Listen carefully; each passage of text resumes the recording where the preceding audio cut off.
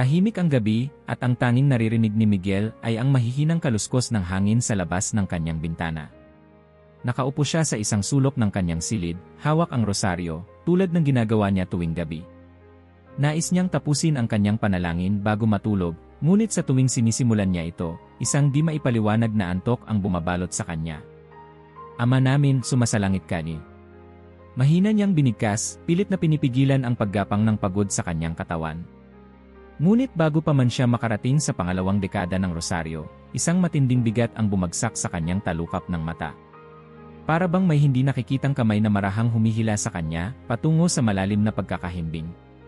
Hindi, kailangan kong tapusin ito.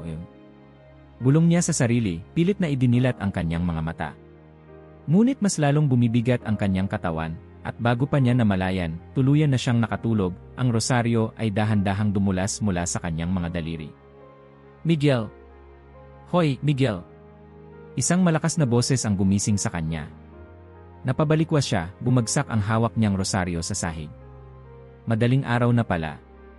Mabilis niyang pinulot ang rosaryo at napakamot sa ulo. Ilang beses na itong nangyari. Tuwing gabi, nagsisimula siyang manalangin, ngunit laging natatalo ng hindi maipaliwanag na antok. Hindi lang ito simpleng pagod, parang may mabigat na enerhiyang humahatak sa kanya palayo sa kanyang panalangin. Kinabukasan, habang kumakain ng hapunan, napansin ng kanyang matalik na kaibigan na si Tomas ang tila hindi mapakaling ekspresyon ni Miguel. Ano bang nangyayari sa'yo? Para kang lutang, usisa ni Tomas habang kinakagat ang tinapay.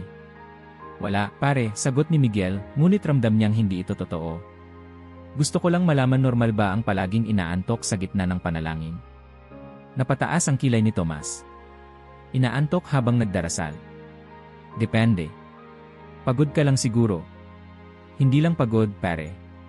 Hindi ko maipaliwanag, pero tuwing sisimulan ko ang rosaryo, bigla na lang bumibigat ang mata ko. Kahit hindi ako pagod, ganun pa rin. Kahit anong gawin ko, hindi ko matapos. Natahimik si Tomas sandali bago nagsalita, mas seryoso na ngayon. Alam mo bang minsan, ang ganong klase ng antok ay hindi basta pagod? May mga pari akong nakausap dati, at sabi nila maaaring espiritual na laban yan. Napatingin si Miguel sa kanya, naguguluhan. Espiritual na laban? Tumango si Tomas. Ang rosaryo ay isang malakas na panalangin. Alam mo namang hindi gusto ng masamang espiritu ang kahit anong nagpapalakas ng pananampalataya natin. Minsan, sinusubukan nilang pigilan ka sa pamamagitan ng mga distractions, o sa kaso mo, antok. Naramdaman ni Miguel ang paggapang ng kilabot sa kanyang batok. Gusto mong sabihin may humahadlang sa akin para hindi ko matapos ang rosaryo. Malay mo, sagot ni Tomas, nagkibit balikat. Pero kung totoo yan, mas lalo mong kailangang ipaglaban iyang panalangin mo. Napabuntong hininga si Miguel. Hindi niya alam kung dapat ba siyang matakot o mas lalong manindigan. Pero isang bagay ang sigurado, hindi niya ito basta palalagpasin. Kinagabihan, bumalik siya sa kanyang silid. Sa pagkakataong ito, nagdesisyon siyang subukan ulit. Inayos niya ang kanyang pag-upo, hinigpitan ang hawak sa kanyang rosaryo, at muling sinimulan ang panalangin. Aba Ginoo Maria, napupuno ka ng grasya. Ngunit tulad ng dati, hindi pa siya nangangalahati, muling bumigat ang kanyang talukap ng mata. Para bang may malambot at malamig na ulap na bumabalot sa kanyang katawan. Hindi. Bumulong siya, pinilit na manatiling gising. Pinisil niya ang kanyang hita, sinubukang magpalit ng pwesto, ngunit walang epekto. At sa huling sandali ng kanyang pagpupumilit, isang malalim na boses ang bumulong sa kanyang tainga. Huwag mong ituloy. Napamulagat si Miguel. Mabilis siyang lumingon sa paligid, ngunit siya lang ang nasa silid. Ang kanyang puso ay bumilis ang pintig, at ang kanyang katawan ay napuno ng matinding takot. Ngunit sa halip na sumuko, mas lalo niyang hinigpitan ang hawak sa rosaryo. Pinikit niya ang kanyang mga mata at buong lakas na nagpatuloy sa pagdarasal, kahit ang bawat hibla ng kanyang katawan ay nanginginig. Sa unang pagkakataon, napagtanto niya hindi ito basta antok. Mayroong nakikitang hindi niya nakikita. Bago magsimula, mag-subscribe ka na sa channel at i-like ang video para hindi mo makaligtaan ang anumang detalye ng kwentong ito na kahanga-hanga. Nagmamadali si Miguel papunta sa simbahan. Hindi na niya kayang ipagwalang bahala ang nangyayari sa kanya. Simula nang marinig niya ang bulong noong nakaraang gabi, hindi na niya ito matanggal sa isip. Totoo ba yon? Narinig niya ba talaga? O bunga lang iyon ng kanyang pagod at takot? Nang makarating siya sa pintuan ng simbahan, saglit siyang tumigil. Kailangan niyang makausap si Padre Mateo. Siya lang ang maaaring makatulong sa kanya ngayon. Pagpasok niya, nakita niyang nakaupo ang pari sa isang bangko malapit sa altar, tahimik na nagdarasal. Dahan-dahan siyang lumapit, hinintay ang tamang pagkakataon bago nagsalita. Padre, maaari po ba akong magtanong? Mabilis na lumingon si Padre Mateo at mumiti. Miguel, Hijo. Ano ang gumugulo sa isip mo? Nag-aalangan si Miguel, ngunit alam niyang wala nang atrasan ito. Padre, tungkol po ito sa panalangin. Tuwing nagro-rosaryo po ako, palagi akong inaantok. Pero hindi ito normal na antok, Padre. Pakiramdam ko, may humihila sa akin palayo sa panalangin. Tinitigan siya ni Padre Mateo, halatang iniisip ang kanyang sagot. At pakiramdam mo ba, Miguel, ito ay simpleng pagkapagod lamang? O may iba ka pang nararamdaman? Humugot ng malalim na hininga si Miguel. Padre, kagabi may narinig akong bulong. Isang malamig, mababang tinig at sinabi nito sa akin na huwag kong ituloy.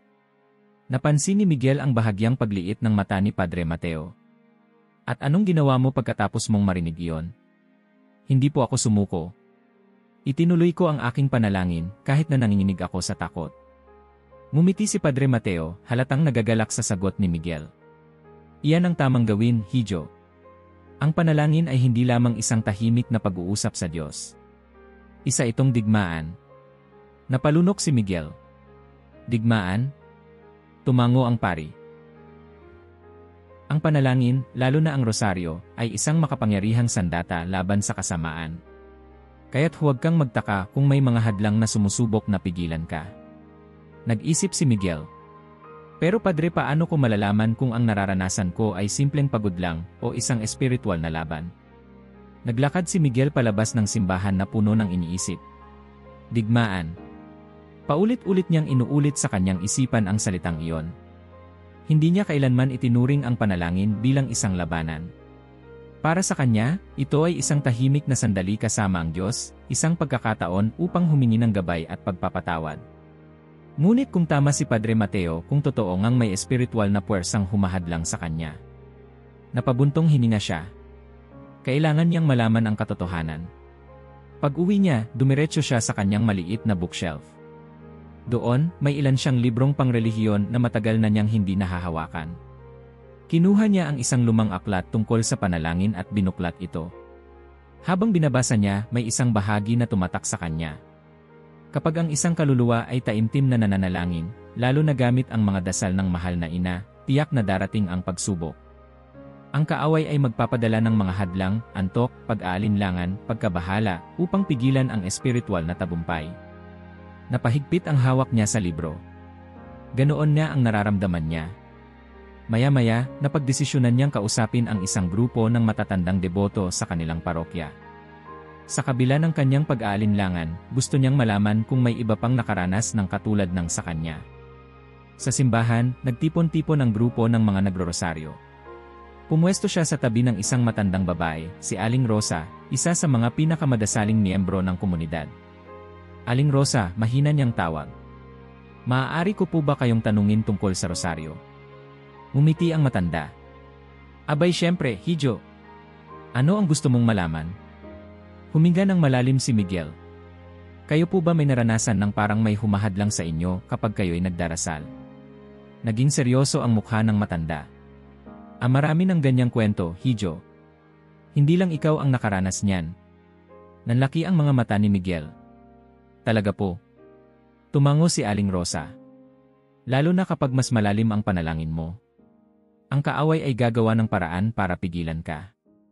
Noong bata pa ako, may panahong tuwing sisimulan ko ang rosaryo, parang may biglang bumibigat ang katawan ko. Kapag nararanasan mo ito, ibig sabihin, ang iyong panalangin ay makapangyarihan. Napaisip si Miguel. Kung totoo ang sinasabi ng matanda, ibig sabihin, hindi ito guni-guni lamang. May espiritual na dahilan ang kanyang pinagdadaanan. Matapos ang pag-uusap, nagdesisyon siyang subukan ang panalangin sa iba't ibang oras ng araw upang makita kung may pagbabago. Kinabukasan, sinubukan niyang manalangin ng rosaryo sa umaga. Nakaupo siya sa kanyang maliit na altar, inumpisahan ang dasal ng may panibagong sigla. Ngunit bago pa siya makarating sa ikalawang misteryo, isang matinding antok ang sumalubong sa kanya. Napailing siya. Kahit umaga. Bakit ganito? Pagsapit ng hapon, muling sinubukan ni Miguel ang rosaryo. Sa pagkakataong ito, tinangka niyang tumayo habang nagdarasal upang maiwasan ang antok. Ngunit ilang minuto lamang ang lumipas, bumagsak siya sa upuan, at naramdaman na naman ang matinding bigat sa kanyang mga mata. Ano to? Kahit anong oras ko gawin, pareho pa rin ang epekto. Kinagabihan, tinawagan niya si Tomas. Pare, kailangan nating magkita. May gusto akong sabihin sa'yo. May nangyari na naman ba? Sagot ni Tomas sa kabilang linya. At sa palagay ko hindi ito normal. Sa kanilang pagkikita, ikinuwento ni Miguel ang kanyang eksperimento. Ibinahagi niya kung paano niya sinubukang baguhin ang oras ng kanyang panalangin, ngunit walang epekto, pareho pa rin ang nangyayari. Tumingin ng malalim si Tomas sa kanya. Miguel, hindi ka na lang basta inaantok. Alam mong may mas malalim na nangyayari rito, di ba? Napatungo si Miguel. Alam niya. Ramdam niya. May isang bagay na humahadlang sa kanya at hindi ito natural. Isang malalim na katahimikan ang bumalot sa kanila. Sa isip ni Miguel, isa lang ang tiyak, hindi siya titigil hanggat hindi niya nalalaman ang buong katotohanan. Dahil sa kanyang matinding pagnanais na maintindihan ang kanyang sitwasyon, sinimulan ni Miguel ang mas malalim na pagsasaliksik tungkol sa rosaryo. Naglaan siya ng oras upang basahin ang mga aklat na matagal nang nakatambak sa kanyang estante. Hindi na lang ito basta isang ritual sa kanya, gusto niyang malaman kung ano ang tunay na kapangyarihan ng panalangin ito, at bakit tila may pumipigil sa kanya na ipagpatuloy ito. Habang nakaupo sa kanyang mesa, napadpad ang kanyang paningin sa isang lumang librong natagpuan niya sa simbahan, ang Labanang Hindi Nakikita. Binuklat niya ito at agad na napukaw ang kanyang atensyon sa isang partikular na kabanata, ang Laban ng Lepanto, 1571. Nagpatuloy siya sa pagbabasa, at unti-unting bumuo ng malinaw na larawan sa kanyang isipan ang isang digmaan na hindi lang labanan ng espada, kundi pati ng pananampalataya. Noong 1571, isang makapangyarihang hukbo ng mga Ottoman ang banta sa Kristyanismo sa Europa. Alam ng mga Kristiyano na wala silang laban sa dami at lakas ng kalaban. Ngunit isang bagay ang ginawa ni Pope Pius, na nagbago sa takbo ng kasaysayan, ipinatawag niya ang lahat ng Kristiyano upang manalangin ng rosaryo. Habang ang labanan ay nagaganap sa dagat, ang buong Europa ay lumuhod at sabay-sabay na nagdasal. Sa kabila ng lahat ng posibilidad na pabor sa mga Ottoman, isang hindi inaasahang pangyayari ang naganap, nagbago ang ihip ng hangin, pabor sa mga Kristiyano. Ang kanilang mga barko, na dati nang tinataboy ng mas malalakas na kalaban, ay biglang nagkaroon ng kalamangan. Sa pagtatapos ng labanan, nagwagi ang hukbong Kristiyano, at naniniwala ang maraming mananalaysay na ito ay dahil sa himala ng rosaryo. Napanganga si Miguel. Isang panalangin, isang simpleng pag-uulit ng mga dasal, pero nagawang baguhin ang takbo ng isang labanan. Tumayo siya mula sa kanyang mesa, naglakad papunta sa altar sa kanyang silid, at hinawakan ang kanyang rosaryo. Kung totoo ito, kung ganito kalakas ang rosaryo noon, bakit siya panghihinaan ng loob ngayon? Dahan-dahan siyang lumuhod. Ngunit habang hawak ang rosaryo, muli niyang naramdaman ang mabigat na presensya sa kanyang silid. Tahimik ang gabi. Sa kabila ng tila normal na paligid, may kung anong pakiramdam na hindi maipaliwanag si Miguel. Parang may mga matang nakamasid sa kanya, kahit siya lang ang naroon. Dahan-dahan niyang sinimulan ang unang dekada ng rosaryo. Aba Ginoo Maria, napupuno ka ng grasya. Biglang lumamig ang paligid. Parang may humigop ng init mula sa silid, at ang kanyang balat ay nagsimulang tumindig. Nagpatuloy siya. Naway ipanalangin mo kami. Mas lumakas ang bigat sa kanyang balikat. Mas lumamig. Napahinto siya sandali. Ang tibok ng kanyang puso ay bumilis. Ano ito? Parang may gustong humadlang sa kanya. Ngunit naalala niya ang kanyang binasa. Kung nanalo ang mga Kristiyano noon laban sa isang makapangyarihang hukbo dahil sa panalangin, bakit siya panghihinaan ng loob ngayon? Hinigpitan niya ang hawak sa rosaryo. Hindi siya titigil. Sinubukan niyang bumalik sa panalangin, ngunit habang patuloy siya, mas lalong tumindi ang presensya sa kanyang paligid. Parang may isang hindi nakikitang anino na dahan-dahang lumalapit. Nagsimula nang bumigat ang kanyang ulo. Napatingin siya sa pinto ng kanyang silid, nakatutok ito sa kanya, hindi gumagalaw, ngunit parang may nakatayo sa likod nito. Huminga siya ng malalim. Wala ito. Iniisip ko lang. Pumikit siya at nagpatuloy. Ngunit sa pagkakataong ito, mas malakas ang dasal niya. Aba Ginoo Maria, napupuno ka ng grasya, ang Panginoon ay sumasa iyo.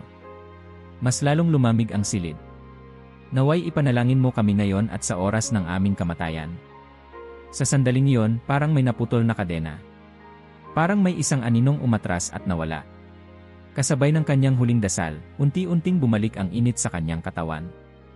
Ang lamig ay nawala at ang bigat sa kanyang balikat ay gumaan. Napaluhod siya sa pagod. Pakiramdam niya ay nanalo siya sa isang laban na hindi niya nakikita. Ngunit sa halip na takot, payapa ang kanyang puso. Kinabukasan, ikinuwento niya kay Tomas ang kanyang naranasan. Pare, hindi ko alam kung paano ko ipapaliwanag, pero kagabi pakiramdam ko talaga may pumipigil sa akin magdasal. Tumingin ng diretsyo si Tomas sa kanya. At anong ginawa mo? Nagpatuloy ako, sagot ni Miguel. Ngumiti si Tomas. Yan ang tamang gawin. Napaisip si Miguel. Kung tama si Tomas, kung tama si Padre Mateo, kung tama ang lahat ng kanyang nabasa, ibig sabihin, may epekto ang kanyang panalangin. Kung kaya niyang maramdaman ang bigat ng espiritual na laban sa kanyang panalangin, ibig sabihin, may laban niyang nagaganap. At ibig sabihin din, may kalaban siyang talagang nais siyang pigilan. Sa gabing iyon, habang hawak muli ang kanyang rosaryo, huminga ng malalim si Miguel. Hindi na siya natatakot. Dahil ngayong alam na niya ang totoo, handa na siyang lumaban. Mula nang maranasan niya ang malamig at bigla ang presensya sa kanyang silid habang nananalangin, hindi na napalagay si Miguel. Pero sa halip na panghinaan ng loob, mas lalo siyang nagkaroon ng determinasyon na maintindihan kung ano talaga ang nangyayari sa kanya. Kung may espiritual na laban na nagaganap, tulad ng sinabi ni Padre Mateo, paano ito hinarap ng mga taong nagtagumpay sa pananampalataya? Hindi nag-aksaya ng oras si Miguel. Kinabukasan, dumiretso siya sa maliit na aklatan ng simbahan. Alam niyang may mga aklat doon tungkol sa mga santo at kanilang buhay. Habang hinahanap ang tamang babasahin, isang lumang aklat ang agad na pumukaw ng kanyang pansin, Padre Pio, ang santo ng mga sugat ni Kristo. Dahan-dahan niyang binuklat ang mga pahina, at sa kanyang pagbabasa, mas lalo siyang humanga sa taong ito. Si Padre Pio ay isang banal na pari na hindi lamang nagkaroon ng mga sugat ni Kristo, stigmata, kundi pati matitinding laban sa espiritual. Madalas siyang nakakaranas ng pisikal at espiritual na pagsubok tuwing siya ay nananalangin. Isang gabi, ayon sa kwento, habang si Padre Pio ay taimtim na nagdarasal, bigla na lamang siyang inilampaso ng isang hindi nakikitang puwersa sa sahig. Halos hindi siya makahinga at naramdaman niya ang matinding sakit sa kanyang katawan. Ngunit sa kabila ng lahat, hindi siya sumuko, sa halip, mas lalo niyang ipinagpatuloy ang kanyang panalangin. Napatigil si Miguel sa pagbasa. Ganoon din ang nangyari sa akin. Hindi tulad ng karanasan ni Padre Pio, hindi naman siya pisikal na sinaktan, pero ramdam niya ang bigat, ang takot, at ang malamig na enerhiya na pilit siyang pinipigilan sa kanyang rosaryo. Napaisip siya. Kung pati ang isang santo ay nakaranas ng ganito, ibig sabihin ba'y tama ang ginagawa niya? Hindi siya tumigil sa pagbabasa. Sinimulan niyang pag-aralan ang buhay ng iba pang santo na dumaan sa katulad na pagsubok. Si San Juan Vianney, ang patron ng mga pari, ay kilala rin sa matinding laban na kanyang kinaharap sa pananalangin. Isang gabing mag-isa siya sa kanyang silid, sinindihan ng isang hindi nakikitang puwersa ang kanyang higaan, na halos sunugin siya ng buhay. Ngunit sa halip na tumakbo sa takot, mas lalo siyang nagdasal, at ang apoy ay biglang naglaho. Si Santa Teresa de Villa, isang babaeng santo na kilala sa kanyang malalim na koneksyon sa Diyos, ay ilang beses din dumanas ng malalakas na espiritual na panggugulo. Sa kanyang mga isinulat, nabanggit niya kung paanong tuwing siya ay lubos na nakatuon sa panalangin, biglang may darating na mga ingay, boses, o kahit kakaibang damdamin upang guluhin siya. Pero sa halip na matakot, ipinagkatiwala niya ito sa Diyos at nagpatuloy sa kanyang misyon. Habang binabasa ni Miguel ang lahat ng ito, isang matinding damdamin ang bumalot sa kanya, hindi siya nag-iisa. Lahat ng mga taong ito, mga taong kilala ngayon bilang banal at malapit sa Diyos, ay dumaan sa parehong pagsubok. At hindi sila sumuko. Kaya bakit siya susuko? Kinagabihan, bago siya matulog, tinitigan ni Miguel ang kanyang rosaryo. Parang mas mabigat ito ngayon, hindi dahil sa takot, kundi dahil sa panibagong responsibilidad na kanyang nadarama. Kung ang mga santo ay lumaban, bakit hindi siya? Muli siyang lumuhod sa harap ng kanyang maliit na altar. Pinikit ang kanyang mga mata at huminga ng malalim. Hindi na siya nag-aalinlangan ngayon. Aba Ginoo Maria, napupuno ka ng grasya. Sa kalagitnaan ng kanyang pagdarasal, naramdaman niyang muli ang presensyang iyon. Ang malamig na pakiramdam, ang bigat sa kanyang balikat. Pero sa pagkakataong ito, hindi na siya natakot. Alam na niya kung ano ito. At alam niyang wala itong kapangyarihan sa kanya, maliban na lang kung siya mismo ang susuko. Naway ipanalangin mo kami ngayon at sa oras ng aming kamatayan. Amen. Sa bawat salitang kanyang binibigkas, parang may pumipigil, pero mas lalo niyang pinatatag ang kanyang panalangin. Sa huling Hail Mary, isang bagay ang kanyang napansin, unti-unting bumabalik ang init sa paligid. Ang bigat ay unti-unting nawawala. At sa unang pagkakataon, natapos niya ang rosaryo nang hindi siya natutulog, hindi siya napuputol, at hindi siya pinanghinaan ng loob. Ngayon lang niya naramdaman ang ganitong kapayapaan. Kinabukasan, kinausap niya si Tomas tungkol dito. Pare, may gusto akong sabihin, panimula niya habang naglalakad sila papunta sa simbahan. Ano na naman yan, biro ni Tomas, pero seryoso ang tingin niya kay Miguel. Sa tingin ko alam ko na ang sagot. Napahinto si Tomas. Anong sagot? Tungkol sa antok ko, sa takot ko sa lahat. Hindi ko dapat tinitignan ito bilang kahinaan ko. Dapat pala, isipin kong isa itong pag-aalay sa Diyos. Imbes na matakot ako sa hadlang, dapat kong tanggapin ito bilang isang pagsubok at ipakita na hindi ako bibigay. Ngumiti si Tomas. Aba, para kang santo niyan, ah. Napatawa si Miguel. Hindi naman. Pero mas naiintindihan ko na ngayon. At sa unang pagkakataon matapos ang maraming araw ng pag-aalinlangan at takot, naramdaman ni Miguel na mas lumakas siya sa pananampalataya. Sa halip na tingnan ang pagkapagod bilang isang hadlang, tinanggap niya ito bilang isang paraan upang ialay ang kanyang sarili sa Diyos. At sa gabing iyon, habang hawak ang rosaryo, isang bagay ang sigurado, hindi na siya susuko. Matapos ang kanyang bagong pananaw sa dasal, napagdesisyonan ni Miguel na makipag-usap sa isang grupo ng mga deboto sa kanilang parokya. Hindi niya inaasahang marami rin pala ang nakakaranas ng parehong pagsubok, ang biglaang pagkaantok, pagkawala ng pokus, at hindi maipaliwanag na pagkapagod tuwing nagdarasal. Naupo siya sa loob ng isang maliit na silid sa likuran ng simbahan, kung saan nagtitipon-tipon ang grupo ng mga matatandang deboto. Karamihan sa kanila ay mga taong matagal nang nananalangin ng rosaryo, mga lola, matatandang lalaki, at ilang nakababatang miyembro ng parokya. Habang nakikinig siya sa kanilang pag-uusap, napansin niyang halos lahat ay dumaan din sa katulad niyang pagsubok. May mga panahon noon, sabi ng isang matandang babae, si Aling Feliza, na tuwing sinisimulan kong magdasal, bigla akong nagkakasakit. Hindi naman ito karaniwang sipon o ubo, parang may humihigop ng aking lakas. At tuwing susubukan kong bumawi sa ibang oras, pareho pa rin ang nangyayari. Napatingin si Miguel sa kanya. Anong ginawa niyo po? Ngumiti si Aling Feliza, baka sa kanyang mukha ang lalim ng kanyang pananampalataya. Hindi ako sumuko. Hindi po kayo natakot, tanong ni Miguel. Minsan, aminado ni Aling Feliza. Pero anak, natutunan ko na kapag may humahadlang sa iyo sa panalangin, ibig sabihin may halaga ito. Kung walang bisa ang ating panalangin, bakit ito pipigilan? May kung anong kumirot sa puso ni Miguel. Tama siya. Kung ang dasal ay walang epekto, bakit may nagsusumikap na pigilan ito? Isang matandang lalaki naman ang nagpatuloy ng usapan. Naalala mo ba si Padre Mateo? Noong bago pa lang siya rito sa ating parokya, madalas siyang makakita ng mga kakaibang anino sa kanyang silid tuwing nagdarasal siya. Pero hindi siya nagpatalo. Lalo pa niyang pinalakas ang kanyang pananalangin, at kalaunan, nawala rin ang mga panggugulo. Napaisip si Miguel. Kung ang mga pari at matatandang deboto ay dumaan din sa ganitong pagsubok at hindi sumuko, sino siya para sumuko? Sa gabing iyon, habang nakaupo sa kanyang kama, napagdesisyonan niyang baguhin ang kanyang paraan ng pagdarasal. Una, sinubukan niyang magsimula ng mas maaga. Dati-rati, laging sa huling bahagi ng gabi siya nagdarasal, sa oras na pagod na siya. Pero ngayon, bago pa man siya makaramdam ng matinding antok, sinimulan niya agad ang kanyang rosaryo. Pangalawa, nagpalit siya ng posisyon. Hindi na siya basta nakaupo o nakahiga, tumayo siya, naglakad-lakad habang nagdarasal, at minsan pa nga ay ginawa ito sa harap ng altar ng simbahan kapag may oras siya.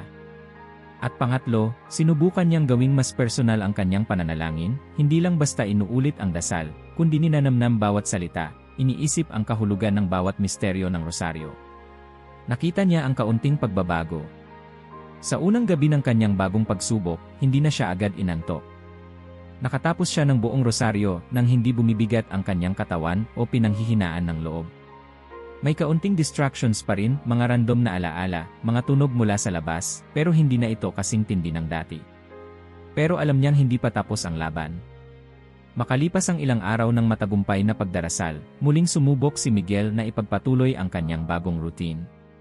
Pero isang gabi, habang nasa kalagitnaan ng kanyang rosaryo, isang kakaibang katahimikan ang bumalot sa kanyang silid. Hindi ito ordinaryong katahimikan, parang may mabigat na presensya sa paligid. Napahinto siya sandali. Muli na naman ba ito? Pinagmasdan niya ang paligid. Walang kakaiba. Wala siyang nakikita. Pero ramdam niya ang malamig na dampi ng hangin sa kanyang balat, at ang tila pagbigat muli ng kanyang mga mata. Hindi ako bibigay. Muli niyang ipinagpatuloy ang kanyang panalangin. Mas buong loob niya ngayon, hindi siya takot, hindi siya nangangamba. Aba Ginoo Maria, napupuno ka ng grasya. Isang matinding bugso ng hangin ang bumalot sa kanyang silid, parang may dumaan na aninong hindi niya nakikita. Pero hindi siya nagpatinag. Ang Panginoon ay sumasa-iyon. Ramdam niya ang bahagyang paggalaw ng kurtina sa kanyang bintana, kahit pasarado ang lahat ng butas at walang dapat na hangin sa loob ng silid. Pero mas lalo niyang pinatibay ang kanyang panalangin. Sa huling dekada ng kanyang rosaryo, unti-unti niyang naramdaman ang pagbawas ng bigat sa kanyang katawan. Ang malamig na hangin ay unti-unting lumamig sa normal. At sa pinakahuling Hail Mary na kanyang binigkas, para bang isang bigat ang tuluyang nawala sa kanyang puso. Napaluhod siya, hindi dahil sa takot, kundi sa pasasalamat. Kinabukasan, hindi mapigilan ni Miguel na ikwento ito kay Tomas. Pare, mas lalong lumalakas ang loob ko ngayon. Parang unti-unti kong naintindihan kung ano talaga ang nangyayari. Napangiti si Tomas. At ano yon? Na ang panalangin ay hindi isang simpleng gawain lang. Hindi ito basta inuulit para lang masabing nagawa mo na. Isa itong laban. Isa itong laban kung saan ang kaaway ay gagamit ng lahat ng paraan para pigilan ka. Pero kung hindi ka susuko, wala siyang magagawa sa'yo. Napakibit balikat si Tomas. Ibig sabihin, tama ako noong una pa lang. Napatawa si Miguel. Na, tama ka. At anong plano mo ngayon? Tanong ni Tomas. Tumingin si Miguel sa langit. Ipagpapatuloy ko lang. Hindi na ako bibitaw sa panalangin. At kahit pa bumalik ang mga pagsubok, alam ko na ngayon kung paano lumaban. Sa gabing iyon, habang hawak ang kanyang rosaryo, mas buo ang kanyang pananalig. Hindi lang niya basta tinitingnan ang panalangin bilang isang obligasyon, kundi bilang isang sandata, isang panangga laban sa anumang espiritual na hadlang. At ngayong alam na niya ito, handa na siyang ipagpatuloy ang laban. Malalim na ang gabi, ngunit si Miguel ay nakatingin pa rin sa kisam ng kanyang silid, pinapakinggan ang mahinang tikatik ng ulan sa labas. Matagal na siyang gising, hindi dahil sa takot, kundi dahil sa isang hindi maipaliwanag na pagod, hindi lamang sa katawan, kundi sa kanyang espiritu. Sa mga nakaraang linggo, ipinaglaban niya ang kanyang panalangin. Pinilit niyang manatili sa kanyang rosaryo sa kabila ng antok, bigat, at kahit ang hindi maipaliwanag na presensya na parang gustong hadlangan siya. Alam niyang ito ay bahagi ng isang laban. Ngunit ngayong gabi, ibang klase ang bumabagabag sa kanya. May silbi ba talaga ang ginagawa ko? Ilang beses na siyang nakaranas ng mga pagsubok. Ilang beses na rin niyang naramdaman ang takot, ang malamig na presensya, ang matinding pagod. Ngunit sa kabila ng lahat ng iyon, wala naman siyang nakikitang pagbabago sa kanyang buhay. Baka naman iniisip ko lang ang lahat ng ito, bulong niya sa sarili. Baka normal lang ang antok. Baka pagod lang talaga siya. Baka hindi naman siya hinahadlangan ng kahit anong puwersa, kundi ang sarili niya lang. Napaupo siya sa kama, pinagmasdan ang kanyang rosaryo sa mesa. Dapat ko pa ba itong ipagpatuloy? Malamig ang simoy ng hangin habang nakahiga si Miguel, unti-unting bumabagsak ang kanyang talukap ng mata. Ngunit nang siya'y makatulog, isang hindi pangkaraniwang panaginip ang sumalubong sa kanya. Sa kanyang panaginip, nakita niya ang sarili niya sa isang madilim na lugar.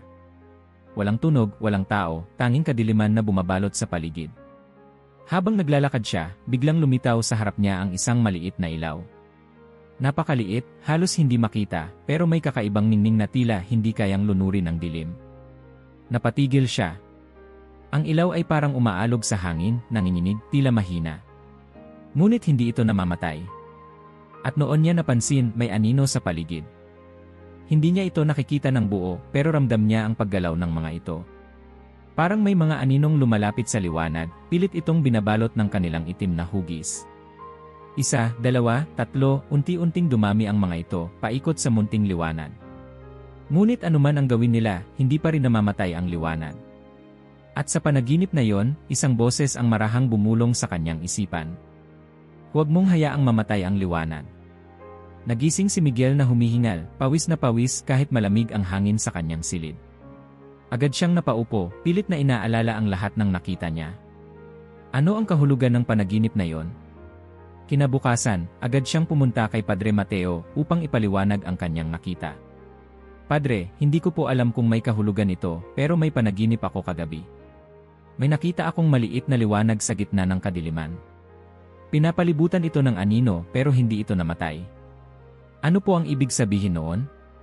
Tinitigan siya ni Padre Mateo sa kamarahang ngumiti.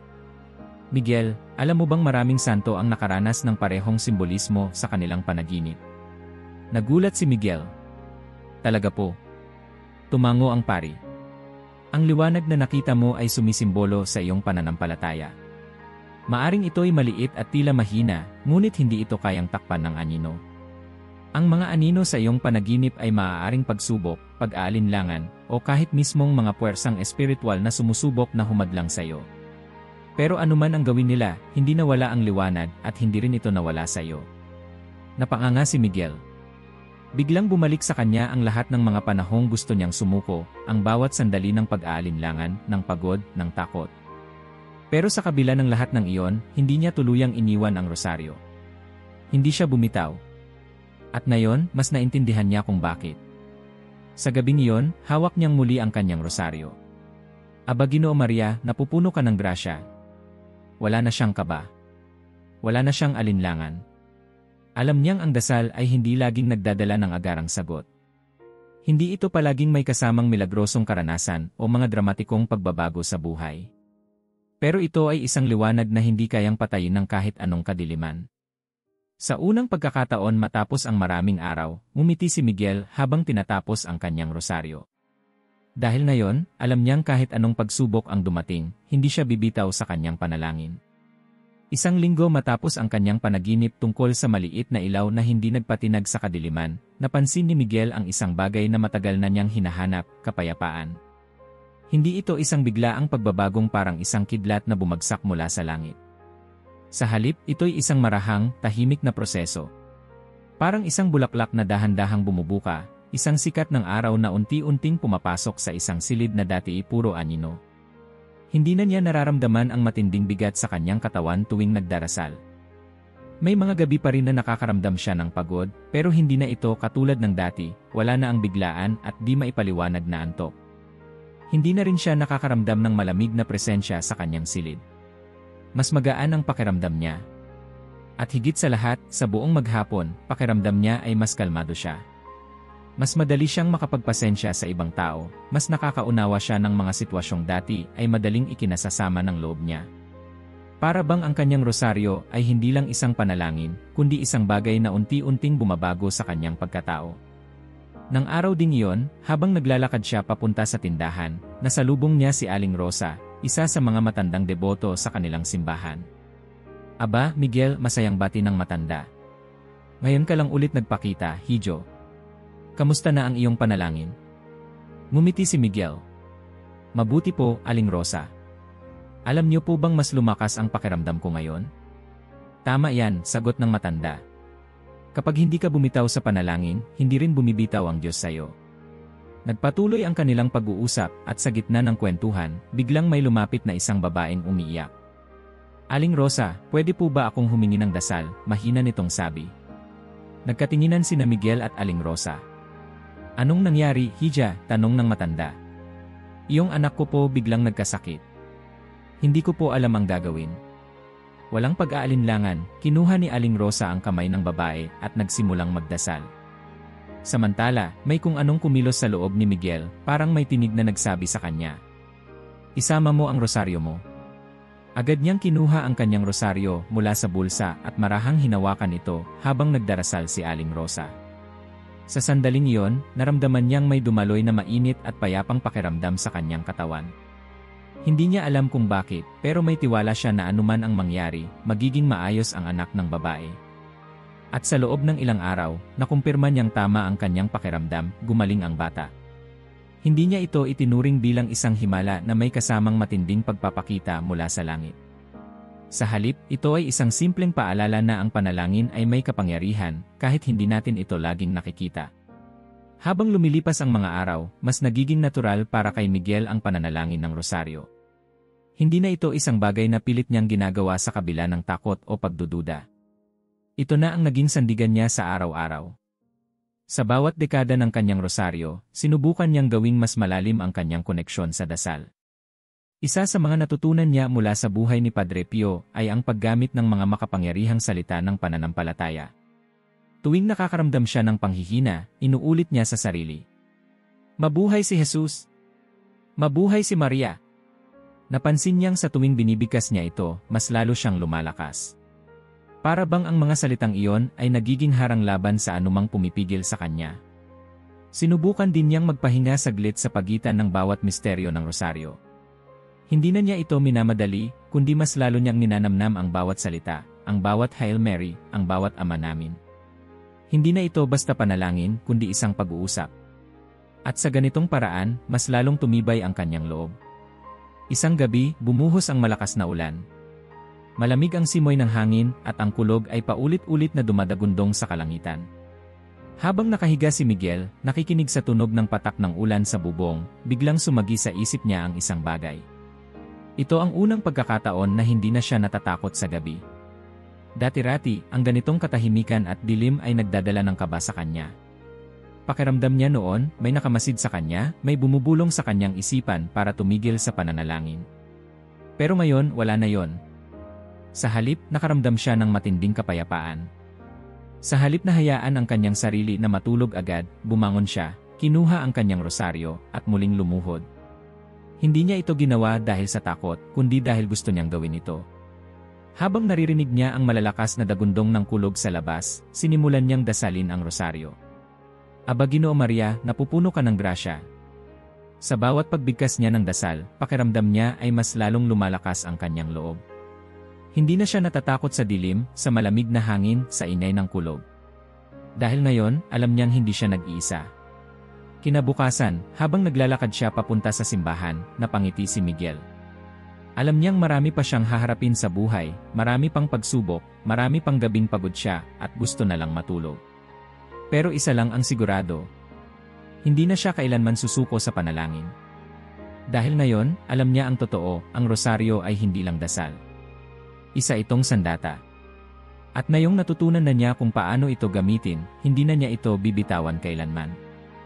Nang nararamdaman, at parang may bumubulong sa akin na itigil na lang ito. Umabot sa punto na tinanong ko ang sarili ko kung dapat pa akong magpatuloy. Napatingin siya sa mga nakikinig. May ilan sa kanila ang tumango, halatang nauunawaan ang kanyang sinasabi. Pero hindi ako sumuko. Napangiti siya. Dumaan ako sa mga gabing gusto kong bumigay, pero natutunan ko na hindi kailangang maging perpekto ang panalangin, kailangan lang itong maging tapat. Naramdaman niyang lumambot ang kanyang puso habang sinasabi ang mga salitang iyon. Totoo. Hindi kailangang maging perpekto ang kanyang rosaryo. Hindi kailangang laging may nararamdaman siyang espesyal sa kanyang dasal. Ang mahalaga ay patuloy niyang ginagawa ito, anuman ang kanyang nararamdaman. Habang naglalakad siya pauwi, pinag-isipan niyang mabuti ang natutunan niya sa kanyang karanasan. Ang rosaryo ay hindi lang dasal, kundi isang panangga. Hindi ito basta paulit-ulit na salita. Hindi ito isang ritual na ginagawa lang para sa pabor ng Diyos. Ito ay isang sandata. Isang espiritual na kalasag na pumoprotekta sa kanya sa kabila ng lahat ng pagsubok. At hindi lang iyon, ito rin ay isang daan upang lumapit sa Diyos kahit na hindi natin alam kung paano magsimula. Sa mga gabing pagod siya, sa mga araw na hindi siya sigurado kung nakikinig ang Diyos, sa mga sandaling parang walang epekto ang kanyang panalangin, doon niya mas lalong naunawaan ang halaga ng rosaryo. Dahil kahit hindi niya agad nakikita ang sagot, kahit hindi niya nararamdaman ang pagbabago sa kanyang paligid, may isang bagay siyang alam. Binabago siya nito. Lumipas ang mga linggo at mas lumalim pa ang pananampalataya ni Miguel. Wala nang takot sa kanyang panalangin. Wala nang alinlangan sa kanyang puso. At sa bawat pagbigkas niya ng Aba Ginoo Maria, alam niyang hindi lang siya ang nagdarasal, kasama niya ang langit, ang mahal na ina, at ang mga santo na minsan ding dumaan sa parehong laban. Ang kanyang kwento ay hindi tungkol sa pagtatapos ng pagsubok. Hindi tungkol sa pagiging perpekto sa pananalangin. Ang kwento niya ay tungkol sa isang simpleng katotohanan na kahit anong mangyari, hindi siya titigil sa panalangin. At sa kanyang puso, alam niyang iyon ang totoong tagumpay. Kung nakarating ka hanggang dito, i-type sa komento, hindi susuko, para malaman naming sinamahan mo kami hanggang dulo. Huwag kalimutang mag-subscribe sa aming channel at i-activate ang notification bell para sa susunod na kwento. Ibahagi ang video na ito sa iyong pamilya at mga kaibigan para makatulong din sa kanila.